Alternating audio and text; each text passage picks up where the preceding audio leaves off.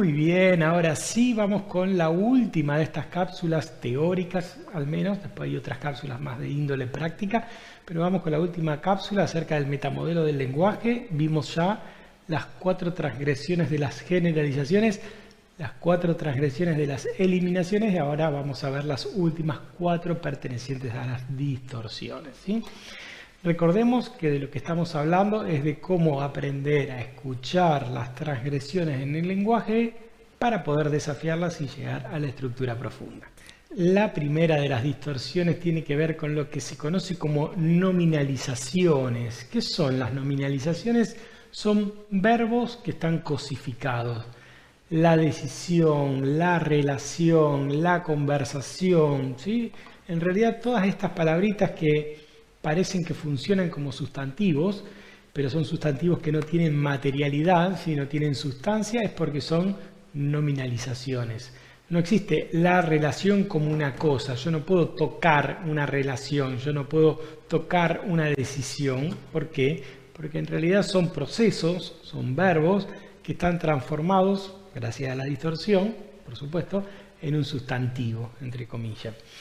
Por ejemplo, vamos a verlo concreto, no existe la relación, existe la forma de estar relacionándose con un otro, ¿sí? No existe la decisión como una cosa sustancial, existe el proceso de decidir a alguien.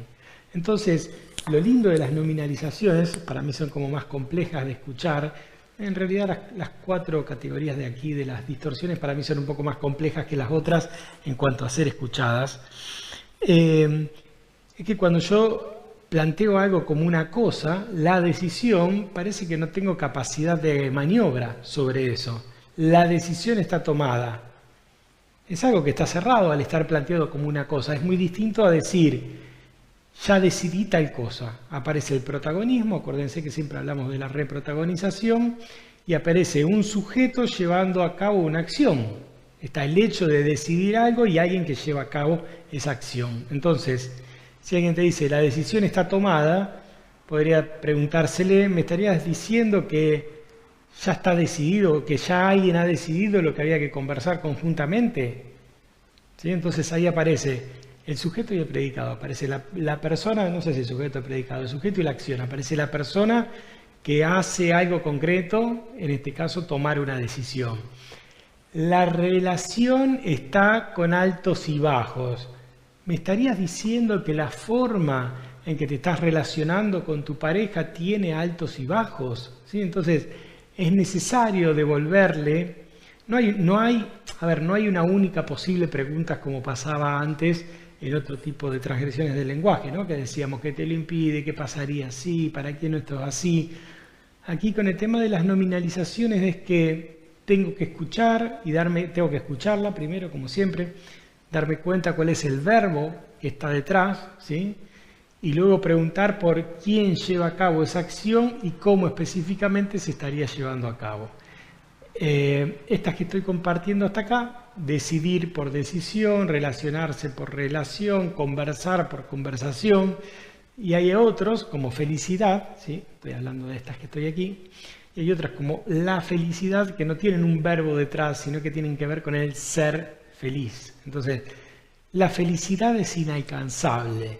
¿Me estarías diciendo que la forma en que estás viviendo tu vida hoy no conlleva poder estar siendo feliz? Por ejemplo, ¿no? Lo hice un poco largo, pero tendría que ver con esto, con el ser feliz, con el estar siendo feliz, no con la felicidad. Entonces, en cuanto uno como acompañante le devuelve al otro eso en formato de proceso, ¿sí? Pueden entrar distintos tipos de indagaciones, ¿no? Como para que quede claro que no va a haber una única posible pregunta. Para mí preguntar quién lleva a cabo esa acción y cómo se lleva a cabo esa acción, entendiendo que hay que ver cuál es la acción que está detrás de la nominalización, es como un muy buen punto de partida. Otro ejemplo posible, pensar en una conversación con mi jefe es imposible. ¿Qué te lo impide? Ahí podríamos preguntar, ¿no? Pensar en una conversación con mi jefe es imposible. ¿Me estarías diciendo que para vos el hecho de ir a conversar con tu jefe hoy no es una posibilidad? ¿Sí? Fíjense que siempre es devolverle al otro para que vea, para perturbarlo y para que se reprotagonice. Y que se haga cargo de ese decir que está sosteniendo en su habla, sí, que a veces está en transparencia. Bueno, ok, no quiero ir a hablar con mi jefe ahora. Ok, ¿sabes qué pasa? Siento que no tengo las competencias necesarias para ir a hablar con mi jefe ahora, que no, o que tendría que esperar el momento adecuado para ir a hablar con mi jefe ahora, siempre en proceso, en predicado, en verbo, perdón, siempre en verbo. Entonces, esa sería como la primera de las distorsiones, más compleja de escuchar, muy interesante de aprender e indagar. Vamos al PowerPoint. X implica Y, el modelo causa-efecto se denomina X implica Y. ¿Y por qué pongo? Para mí es como la base del chantaje emocional. Si no vas a ver a la abuela, ella se va a sentir muy mal. X implica Y, ¿no? Son dos hechos aislados, ¿sí? Que nosotros le ponemos un vínculo de necesariedad en el mismo. Si no vas a ver a la abuela, ella se va a poner mal. La preguntita desde la PNL siempre es, ¿cómo es posible que X implique Y? ¿Cómo es que el hecho de que yo no vaya a ver a la abuela haga que ella se ponga mal? ¿Sí? O sea, son dos cosas aisladas que son pensadas y puestas en la conversación con un vínculo de necesariedad. Clásica discusión de pareja. Tu voz me irrita. ¿Y cómo es que yo con esta misma voz ya hablo con 150 personas, 149 personas más y no le irritan? ¿Sí? A lo mejor alguna que otra sí, pero X implica Y. No hay una relación causal entre el tono de mi voz y la irritación de la experiencia, de la persona, perdón. Como no hay una relación causal entre que yo vaya o no vaya a ver a mi abuela y que ella se ponga mal. El ponerse mal o la irritación en la persona tiene que ver con mi abuela y con la persona, no tiene que ver conmigo, con mi hacer. Entonces, cada vez que escuchamos estas cositas en el lenguaje, que para mí está contaminadísimo, ¿no? Hay que desafiarlos, como todo lo que venimos diciendo hasta acá. Por ejemplo, la decisión comunicada hace que presente mi renuncia. La decisión.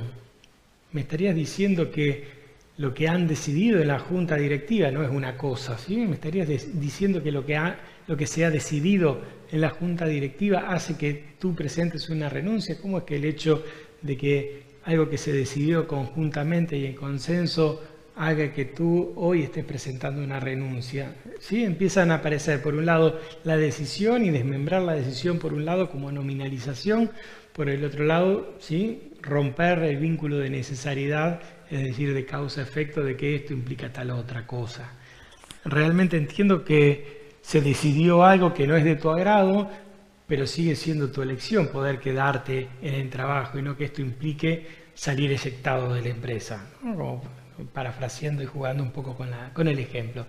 Entonces, hay un sinnúmero de nominalizaciones, recordemos, muchas remiten a un verbo inmediatamente anterior, muchas remiten a la necesidad de poner el ser o el estar antes, ¿sí? De la nominalización. Lo importante, muy importante para aprender a escucharlas, es ver aquellas palabritas que funcionando como sustantivo no tienen materialidad. Con esas claves después cada uno va a ir encontrando cuáles son aquellas nominalizaciones que les gusta más desafiar, ¿no? Yo tengo como mi kit preferido que tienen que ver con las que estoy contando y supongo que tiene que ver con mi función como terapeuta en el consultorio, ¿no? El tema de las decisiones, el tema de las relaciones y todo eso. Pero bueno, cada uno irá viendo ahí qué le hace sentido. Vamos ahora sí al PowerPoint para ver una nueva transgresión del lenguaje. Había aparecido la lectura de mente. Creo saber qué piensa o siente el otro. La verdad, por más que se llame lectura de mente, podría llamarse lectura de corazón también. Hace referencia a los sentimientos. El trabajo que estoy realizando no es valorado, había dicho antes. ¿Se acuerdan? ¿Qué te hace pensar eso? ¿Cómo lo sabes? ¿Cómo sabes que es así? Pueden ser todas diferentes formas de ir más allá, ¿no? De desafiar, no me salía la palabra de desafiar, la transgresión. El tema de la lectura de mente o lectura de corazón, la verdad que está plagado, ¿no? Estamos todo el tiempo adjudicándole estados mentales o estados anímicos a las personas sin tener realmente noción de si eso es así. Hacemos inferencia porque lo hemos ruborizado y decimos que está enojado, porque lo vemos agitado y decimos que está nervioso, porque lo vemos con sudoración y decimos que está ansioso. Sinceramente vivimos haciendo este tipo de inferencias la mayoría de las veces sin darnos cuenta, ¿no? No creo que uno lo haga a propósito, ¿no? Uno ve que el otro se pone rojo y hace la inferencia, ruborizado, y hace la inferencia de que está enojado. Y si alguien me pregunta en qué te basás para decir eso, y uno dice, no, porque vi la coloración del rostro, el otro tiene derecho a decirme, o la posibilidad de decirme que le está pasando otra cosa, que tiene calor y no que está enojado. O que es verdad que tiene taquicardia, pero que no tiene que ver con el miedo, sino que tiene que ver con quién sabe qué. Entonces, sería como pedir las evidencias en ese observable que hacen que yo infiera determinadas cosas, ¿no? Está claro. No sé si está claro. Muchas veces yo voy a hacer inferencias por observables que voy a ver, entonces pregunto por los observables y eso me permite seguir conversando de alguna manera. Otras veces, cuando pregunte en qué se basa, probablemente no se base en nada y tenga que ver con, no es que en nada como observable externo del otro, sino que en juicios previos, en conversaciones previas, en sus propias heridas y cosas a solucionar en uno mismo que poco tiene que ver con el otro. Entonces ahí se vuelve sumamente interesante en cualquiera de los dos casos poder indagar la lectura de mente, ¿sí? Vamos con la última de estas categorías, se llaman presuposiciones, y como su nombre lo indica, presuponen una condición, ¿sí? Si Y se cumple, X es así. Lo vamos a ver también en más profundidad en el módulo que viene, que se conoce como falsa doble opción. ¿Preferís ir a bañarte antes o después de hacer la tarea? Por ejemplo, le diría un padre a su niño. Está presuponiendo que la persona se va a bañar, no importa cuándo lo haga. Entonces decida lo que decida, antes o después de hacer la tarea, el baño se va a haber hecho. Nosotros vamos a decir cosas así: preferí estar escuchando mi relato con tu mente consciente o con tu mente inconsciente. ¿Sí? No es tan importante la doble opción, por eso se llama falsa doble opción, sino que es más importante la precondición o lo que estoy presuponiendo que va a suceder, porque empiezo a sembrar algo que va a desarrollarse posteriormente. En el manual creo que estaba algo así como: sos tan avaro como tu padre, ¿sí? La verdad que no es muy feliz, la metáfora no es muy linda, el ejemplo, perdón, no la metáfora. Pero esto, ¿qué te hace suponer que el padre lo es? ¿O en qué te basás para decir que el padre lo es? Entonces, las presuposiciones tienen esto. Presuponen que para que una cosa sea cierta, ya la otra lo fue. En mi experiencia, las presuposiciones son como las más complejas de escuchar, pero sí es cierto que las utilizamos mucho en lo que se conoce como la magia del lenguaje, el modelo Milton, lo que vamos a ver en el capítulo que viene. Pero por ahora entender que existen y que lo importante es aprender a escuchar que para que una cosa sea cierta, la anterior también tendría que haber sido cierto, ¿sí? Vamos a ver el ejemplito que tenemos siempre preparados. Una conversación de pareja. Para mí es importante que la relación sea lo más estable posible, ¿sí? La relación como nominalización.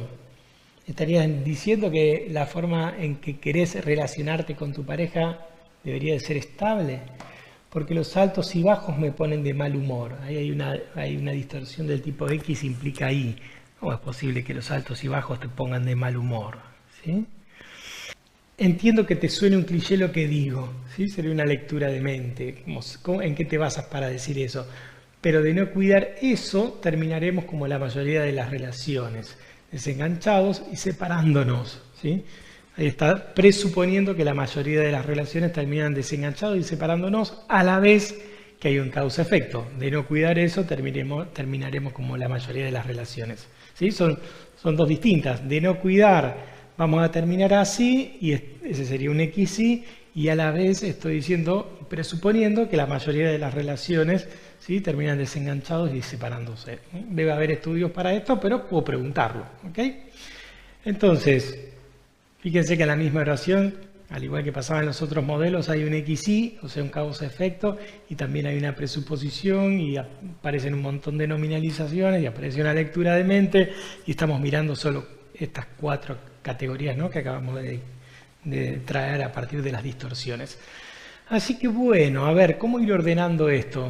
Repasemos un poquito. Lo importante del metamodelo del lenguaje es aprender a escuchar, ¿sí? Aprender a escuchar las transgresiones del lenguaje y saber cuál es la forma que la PNL propone para ir más allá de eso, es decir, desafiar esa transgresión.